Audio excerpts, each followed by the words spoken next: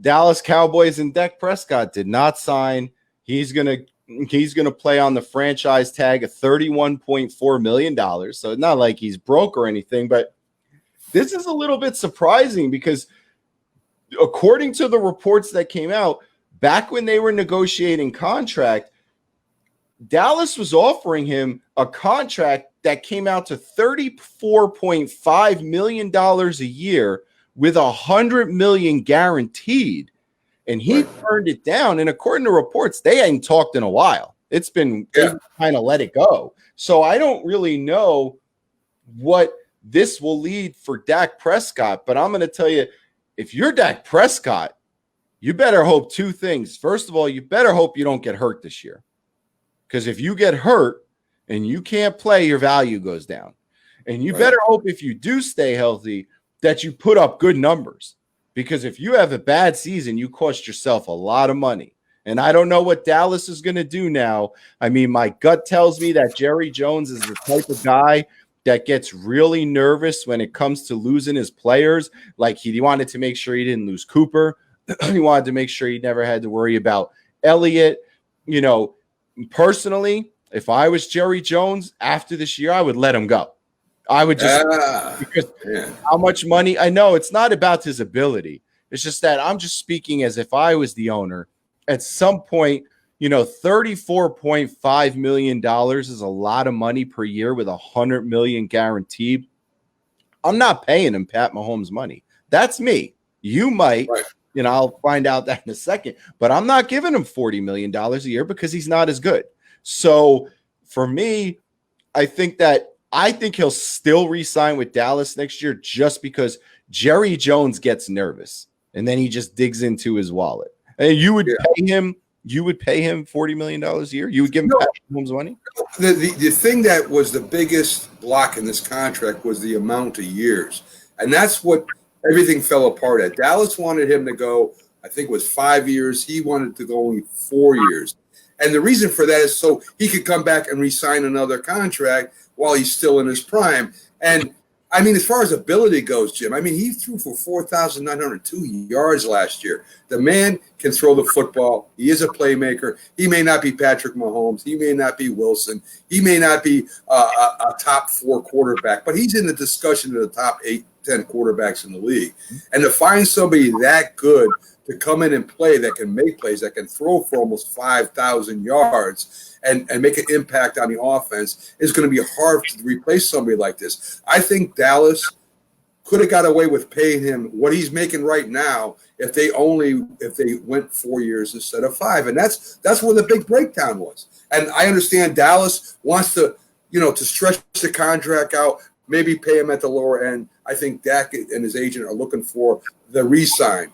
If everything works out where they re-sign and he's still. Well, let me throw some numbers at you to kind of get a feel for where you feel, and I'll tell you where I feel on where he is as far as the upper echelon of QBs, okay? Because Dallas had offered him, like I said, $34.5 million. It would have been a year if he took the deal. Now, Carson Wentz, who was taking the team to the Super Bowl until he got hurt, he was having a spectacular year. His contract gets him $32 million a year. So that's less than Dak would have got. Jared Goff, who's gone to a Super Bowl, his contract pays him $33.5 million a year. Do you think Dak Prescott is better than both of those guys? Personal opinion, yes. Yeah. I mean, personal opinion, I think, yes. Wentz didn't bring him to Super Bowl. He didn't do that. He got hurt. You were going to go anyway. Well, we don't know that for sure. We don't know that for sure, Jim. We really don't. I mean, he probably, let's say possibly, yes, but he didn't do it. Then when he became starting quarterback, and I know the Eagles had a lot of injuries and all that stuff, and he made the playoffs, and then he didn't do it. Carson Wentz is a very good quarterback. I'm not taking nothing against Carson Wentz. As far as Goff goes, he did all that when he had a pretty good running back behind him that was tearing up the league at the time. So the Rams' offense was run, play, action, pass, sort of like the Titans was last year. So Goff kind of fell off a little bit last year. He may fall off a little bit more this year if they play. I think Dak is better than Wentz as a playmaker. I think Wentz is a real good quarterback. I don't take nothing. I would love to have him as my starting quarterback if I could. But if I had a choice, I would take Dak over him. You see where I come in on this is I put him right about the same talent level as them. Like, I don't put him personally that much better than them. So for me, $34.5 million a year to me is around where he should be, because that's a little bit more than them, but still a ways down from where Mahomes is, which is where, let's not forget too, he turned this down way before Pat Mahomes signed his deal. So he didn't even know Pat Mahomes was going to get $40 million. And I can never seem to understand how the Cowboys can even sign these players looking at the cap. I mean, look in the last 16 months. The Cowboys have signed Lawrence to $105 million, Cooper to $100 million, Elliott to $90 million, Jalen Smith $64 million, and Collins, the offensive lineman, to $50 million. Where in the world do they get this money? There's a cap in football. I don't understand. Do the Cowboys not have a cap and everybody else does? Because the Giants don't have 5 players on their team worth $60 million or more. So I never can understand where the Cowboys seem to always come up with this money for these players. Well, the 49ers were excellent at this at one time, way back when. They have a way of tailing off the contract. There's ways to fool with the numbers. This is money a contract. It's not guaranteed. Some of these instances. But there's a way to play with the numbers, Jim, where you can stay underneath the cap and still sign big contracts. They were going to put Jamal Adams, and then they were going to try to sign him. I mean, how so much money? I mean, I don't understand it, but this is why agents get paid what they do. And, we have seen this all season. We have seen agents make mistakes. We have seen Dalvin Cook come out and publicly say, I'm not going to play off of this. And then find out a day later that his agent didn't inform him that if he didn't play, he delays his free agency and actually just hurts himself more. We saw another player have the same issue. And you got to ask yourself, I sure hope, because these guys, they take the advice of their agent. I sure hope his agent is right on this one. Like, I really hope his agent didn't give him bad advice, because this would not be the first time, and it happens in baseball and football, where a player thinks they're worth money, and then next season they wait, and then they don't get it. And then how many times does that happen in baseball? How many times we talked about the other day? Devontae Freeman, he waited. Now he wants a multi-year deal. He's so out of his own element of what he can get that his agent dropped him. I hope that his agent's advice was right. Well, a lot of times they get on social media so fast they don't even talk to their agent. They just express their feelings or express what they want before even talking to their agent. I mean, today, this is the way it is with social media. If there was no social media, of course, he would be calling his agent, or his agent would be calling him the next day. But right away, they pop that out there, and they're not saying what exactly is true, because they don't know the terms like the agent knows, or whoever's representing him, whatever person's representing him. But there are players that have, Jim, in the past made a living off this. Revis was one of them. He played under tags almost his whole career, and he got as much money as he could each year, betting on his ability. There are players that are that good that they can do that. I don't know if Dak is that good at quarterback that he can make a living off that. Right. Well, not to mention the fact that you have to factor in with the cap. The cap's a different situation. And not Justin, our Ranger Justin, but Cowboys Justin is here. And I'd like to see him tell us, what does he think about the fact that Dak thought he was worth more than $34.5 million? And as a Cowboy fan, do you want to see Dak back next year, or the fact that he turned down $100 million guaranteed? Or are you just done with him? Let him go. Because the one thing about the franchise tag, though, Mac, with any player, is with the franchise tag, a big chunk of that, if not all of that, counts towards your cap. It's not flexible like the other contracts. So it's not always in the situation that you can do that. I mean, if Dak Prescott comes back next year, right, and he's, when he comes back next year, if the Cowboys need to tag him, and the tag's going to cost them now, because the league dictates the tag value. If the tag's going to cost them $36 million, can they afford to have $36 million count completely towards that cap next year, as opposed to being strung out? Well, I mean, It works, but it works for the team too, Jim, where they don't have to invest in big salaries. So, I mean, it works both ways. So you got this guy who's willing to play under a tag. It saves the team for signing him to a long-term contract when they're not absolutely sure if he's the guy they want around there too. They want to see him for another year or whatever it is, and that can be adjusted. I mean, there's.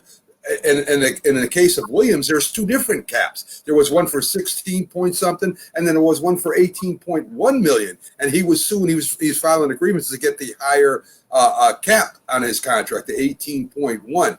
And you got to remember also Kirk Cousins. I mean, he went on. He did not sign. Washington didn't sign him to a long-term contract. He played under the cap. Ended up going to Minnesota, and he's a really, really rich man right now. Yeah, he got guaranteed money, the whole thing. Right. So it works both. I mean, it's a tool that anybody could use. It's just who uses it the best. All right. So Justin, who's a Dallas fan, says he shouldn't have taken the offer. So I guess Justin has absolutely, no problem with paying him close to Mahomes' money, even though he's not as good as Mahomes. But that's okay. Well, that's a fan, Jim. Not really. No, I mean, I've seen fans say don't pay him. I've seen. Yeah. I mean, you've seen Jets Justin come out and say the hell with Jamal Adams. I mean, yeah. Fans will go against the player if they feel that the player is not putting the best interests of the team at heart. I mean, you are what you are. But go down some other names we'll talk about. So Shaq Barrett, they had a great season with Tampa Bay last year. Yep. He signed the franchise tag, but no long-term deal.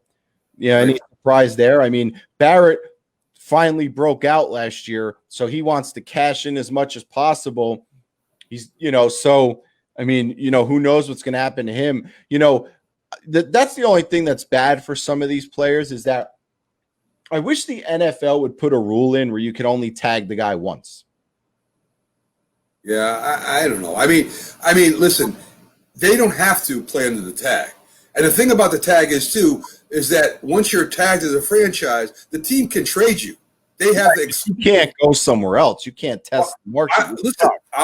No, I'm saying that right now, since they signed Barrett to the franchise tag, just like they did Williams, they are now become property of the team. If Tampa Bay wants to send him somewhere and trade him, if the team's willing to pick up that contract, they can do so. And it's the same thing with Williams with the Giants. Since he signed the tag, now the Giants can trade him for whatever they can get for him, as long as that other team. No, I understand that, but I'm saying I'd like to see them change the rules in the next CBA and say that, listen, the rule is you can tag a guy once, and if he actually comes in and plays, you can't tag him the following year. So that someone like a Shaq Barrett or someone like a Dak Prescott, it gives in a sport like football, unlike baseball, where no secret, you could get hurt and your career could be over in an instance. I mean, look at Cam Newton.